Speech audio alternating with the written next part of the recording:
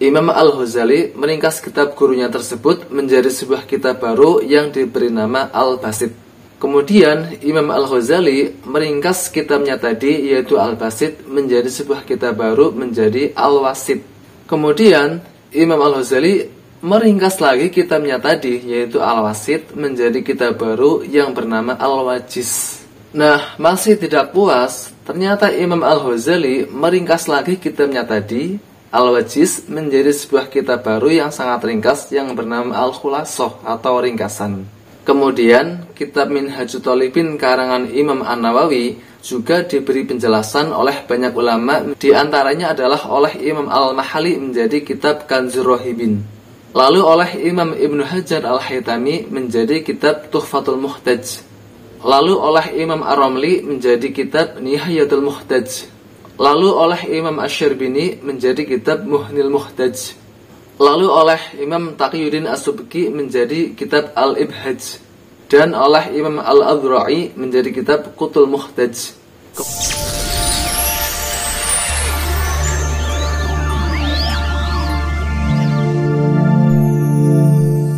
Kalau kita membaca kembali sejarah peradaban Islam, ada tradisi menarik di kalangan para ulama terdahulu yang sepertinya sudah jarang kita temui di era sekarang. Tradisi tersebut adalah tradisi menulis kitab sebagai respon atau reaksi terhadap karya-karya guru mereka atau ulama sebelumnya. Tradisi ini berlaku umum hampir di semua disiplin keilmuan Islam di masa lalu, utamanya di bidang fikih. Maka, jika kita perhatikan, akan kita dapati mata rantai penulisan kitab-kitab fikih, utamanya fikih mazhab Syafi'i yang tersebar di Indonesia.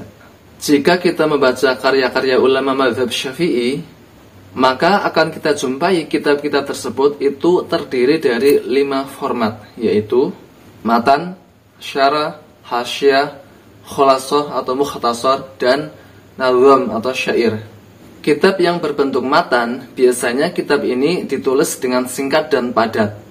Isinya hanya membahas poin-poin utamanya saja. Kemudian, berangkat dari kitab yang berbentuk matan, muncul kitab jenis kedua yang secara khusus menjelaskan kitab matan tersebut. Bahkan sampai menjelaskan kata per kata, kalimat per kalimat. Nah, kitab jenis ini dinamakan dengan syarah. Tak berhenti sampai di situ saja, kemudian kitab-kitab dalam format syarah dikembangkan lagi oleh ulama-ulama setelahnya, dengan memberikan catatan, komentar, kritikan maupun tanggapan kepada kitab-kitab syarah tersebut, yang kemudian hari dinamakan dengan hasyiyah, atau makna harfiahnya adalah catatan pinggir. Lalu, masing-masing dari kitab tersebut, baik berbentuk matan, syarah maupun hasyiyah, kemudian diringkas oleh ulama setelahnya, dan memunculkan kitab jenis keempat yang dinamakan dengan khulasoh atau mukhtasar, yang artinya adalah ringkasan. Kemudian ada juga ulama yang berusaha menazamkan atau mensyairkan kitab-kitab tersebut agar mudah dihafal dan indah ketika dibaca atau dinyanyikan atau disenandungkan. Hingga akhirnya muncullah kitab jenis kelima yang dinamakan dengan kitab nazam atau syair.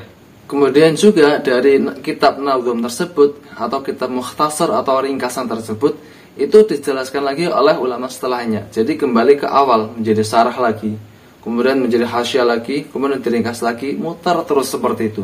Maka jangan heran kalau kita mendapati sebuah kitab yang diringkas menjadi sebuah mukhtasar atau ringkasan, kemudian diperjelas oleh ulama setelahnya menjadi syarah, lalu diberikan komentar atau tanggapan oleh ulama setelahnya menjadi kitab hasyiyah, lalu diringkas lagi oleh ulama setelahnya menjadi kembali ke mukhtasar lagi, dan begitu seterusnya.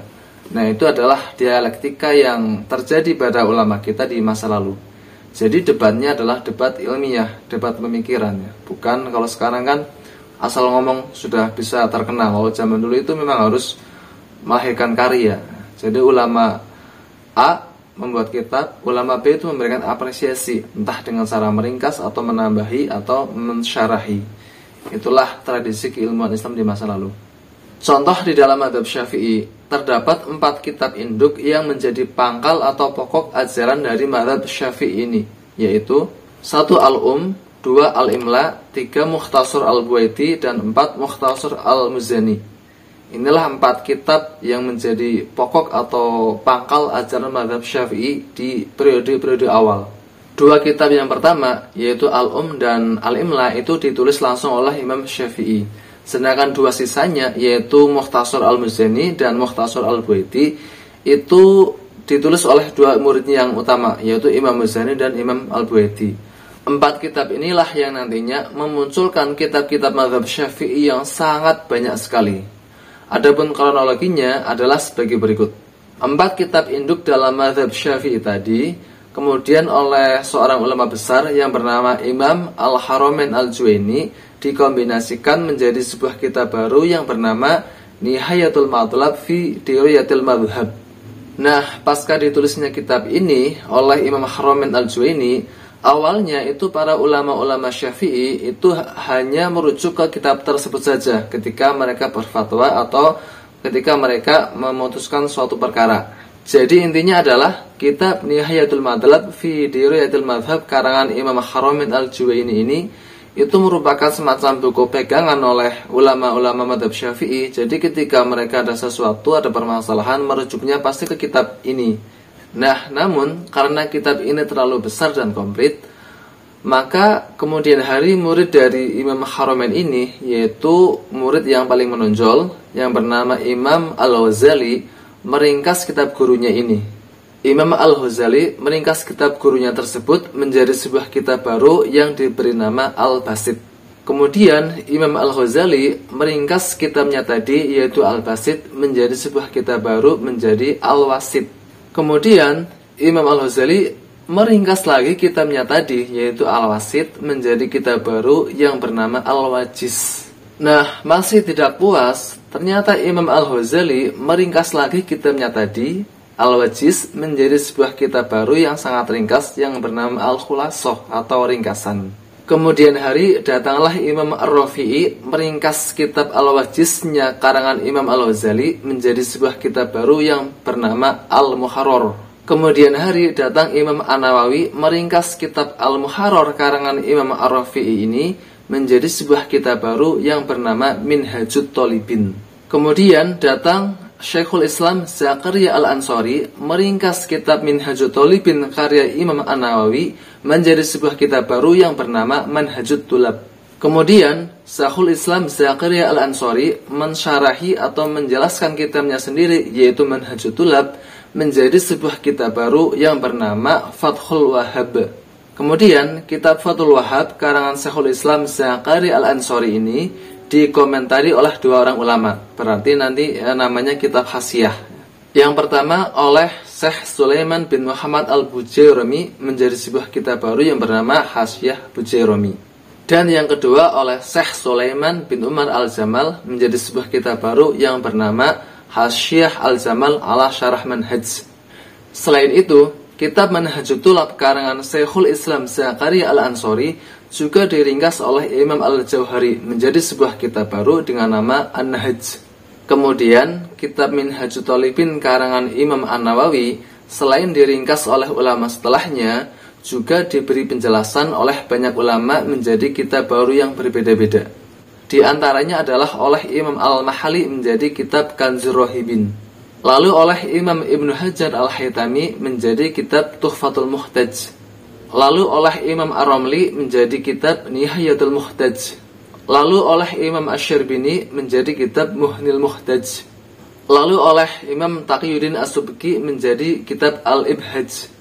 Dan oleh Imam Al-Adhra'i menjadi kitab Qutul Muhtaj. Kemudian kitab Kanzur Rahibin karangan Imam Al-Mahali dikomentari oleh 2 ulama setelahnya, yakni oleh Imam Al-Qulyubi dan Imam Umairah menjadi sebuah kitab baru yang terkenal dengan nama Hasyatani Qulyubi wa Umairah.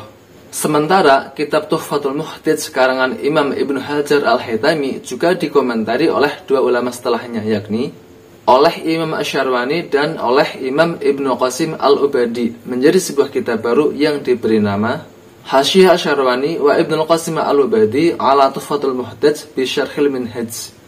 Lalu kitab Nihayatul Muhtaj karangan Imam Ar-Ramli juga dikomentari oleh 2 ulama setelahnya, yaitu oleh Imam Ali Sibramulisi dan oleh Imam Ali Al-Mahribi.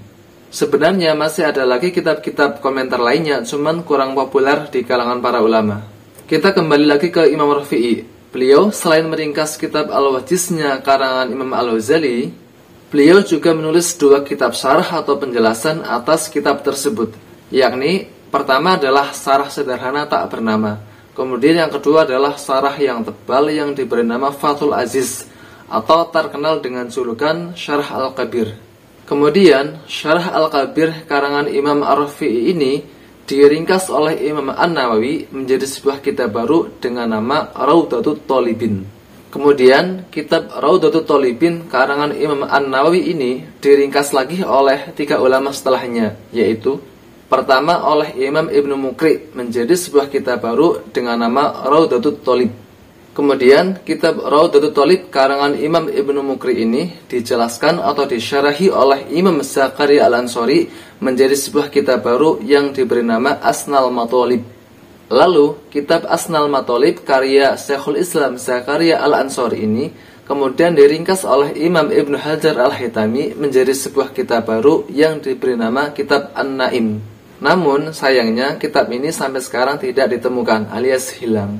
Kemudian kembali lagi ke kitab Raudatut Thalibin karangan Imam An-Nawawi. Tadi kan dikatakan diringkas oleh 3 ulama. Yang pertama oleh Imam Ibnu Muqri, kemudian yang kedua diringkas oleh Imam Al-Musajjad menjadi sebuah kitab baru yang bernama Al-Ubab. Lalu kitab Al-Ubab karangan Imam Al-Musajjad ini kemudian diberikan penjelasan atau syarah oleh Imam Ibnu Hajar Al-Haytami menjadi sebuah kitab baru dengan nama Kitab Al-Ibab. Hanya saja penulisan kitab ini belum sempurna. Kemudian kembali lagi ke kitab Raudatut Thalibin karangan Imam An-Nawawi. Tadi kan dikatakan diringkas oleh 3 ulama. Yang pertama oleh Imam Ibnu Muqri, yang kedua oleh Imam Al-Musajjad, yang ketiga oleh Imam As-Suyuti. Imam As-Suyuti meringkas kitab Raudatut Thalibin karangan Imam An-Nawawi menjadi sebuah kitab baru dengan judul Al-Hunyah, yang kemudian dinazamkan oleh beliau sendiri menjadi sebuah kitab baru dengan nama Al-Khulasoh.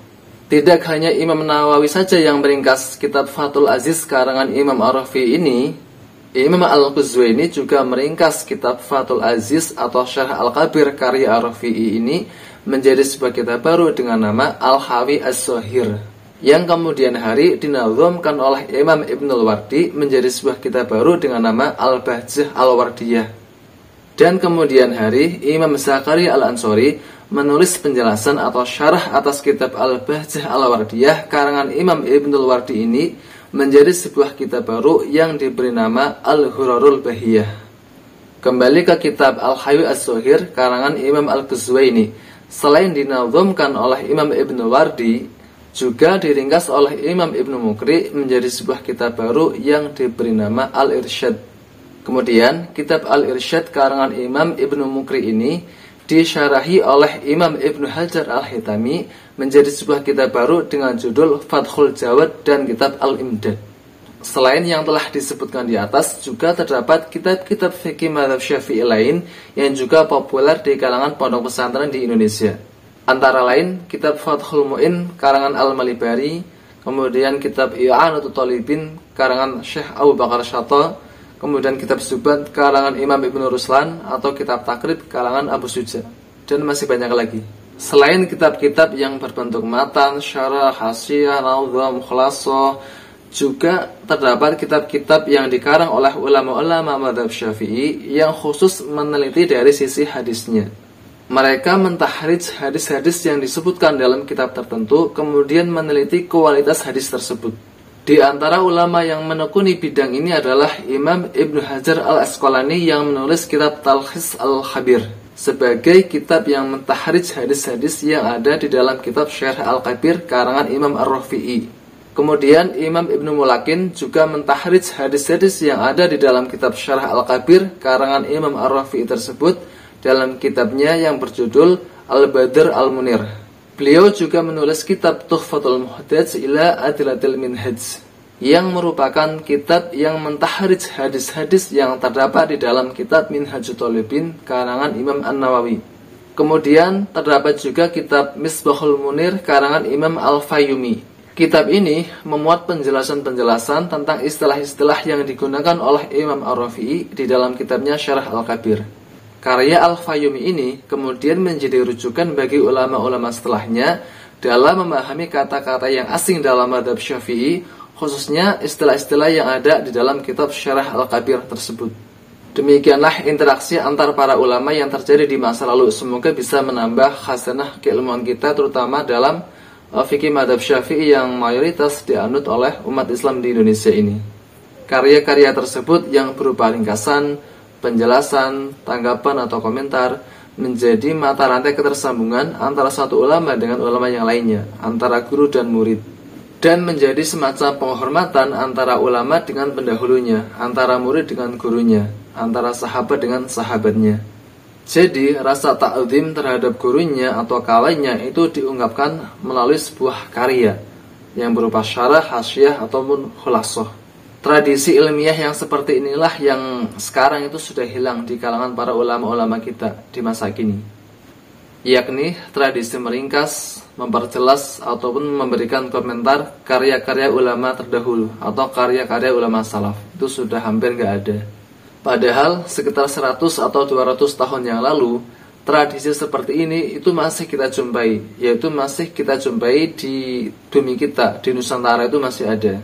Semisal Imam Nawawi Banten yang menulis kitab Nihayatuz Zain Sarah Qurratul Ain, atau Syekh Mahfud Termas yang menulis kitab Mauhibatul Fadl Syarah Minhajul Qawim, atau Ki Haji Sahal Mahfud yang menulis kitab Anwarul Basyair Syarah kitab Asbah wan Nawair.